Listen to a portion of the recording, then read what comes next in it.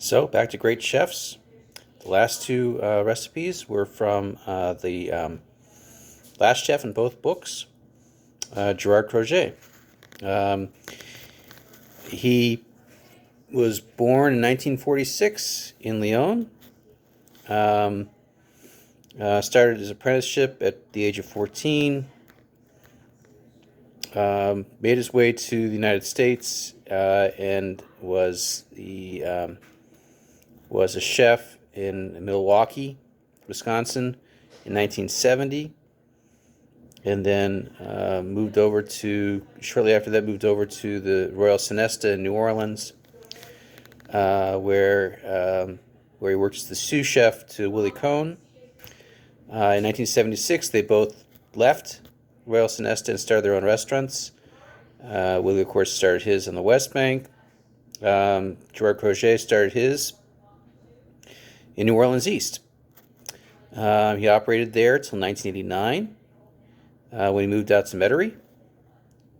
And I have eaten there.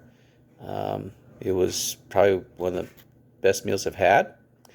I had his signature dessert, which was the floating island dessert. I didn't make that because I made that previously with the Lost Desserts cookbook.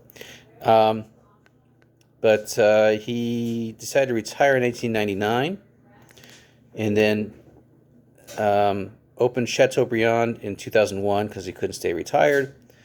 And I ate there too. And I've met him a couple times.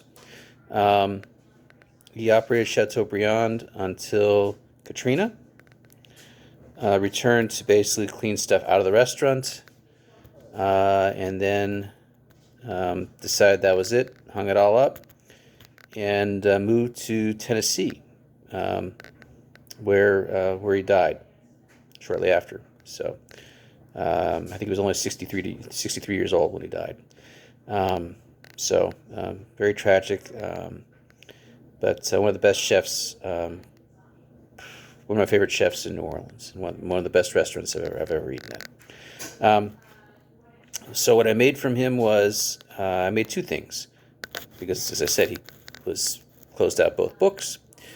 I made his chicken and cream sauce and his French onion soup.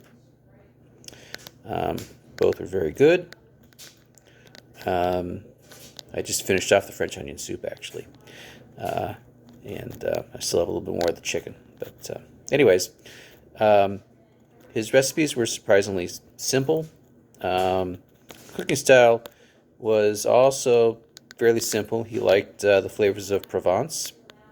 And so that tended to be most of what dominated his menus. But that closes out the great chefs of New Orleans, and so I will be moving on to Chicago pretty soon. And there's Gerard Crozier's French onion soup.